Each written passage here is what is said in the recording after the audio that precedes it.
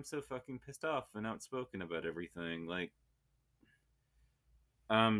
Despite the fact that there has been a constructed network of people that are shitheads and are criticizing her online and trash talking her, I would point you in the direction of Gail Carriger's, blogs from back in 2016, where she writes queer characters blame Mercedes Lackey behind the Supernatural Society.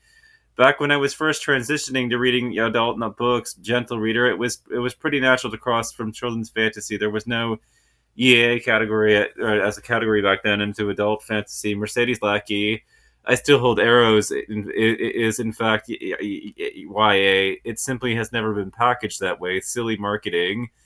For me, the transition went pretty smooth because, well, girls, and so she literally was inspired, by Magic Spawn to write about Lackey and her work, and or write queer characters, and she was inspired by Lackey, and she's gaining more queer representation from all of it, from the fact that she wrote her book, she inspired it, and now there's more queer representation in fiction. And that, I like the implications of a lot of what she said, which is, there's no one true way, because I live in America and there's a bunch of people that always, in this country, that always get so wrapped up in their own bullshit that they think their way of doing things is the only way to do things at all. And then they go out and, you've got something like the fucking Quiverful movement, ours is the best way of living your life and the only way to live our life.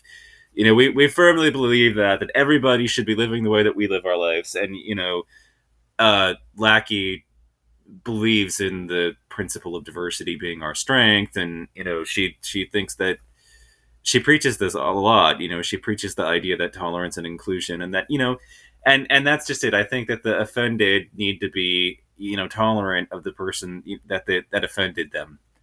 In this case, and apparently it's Lackey that offended them. You know, so I think that those people need to suck it up and tolerate.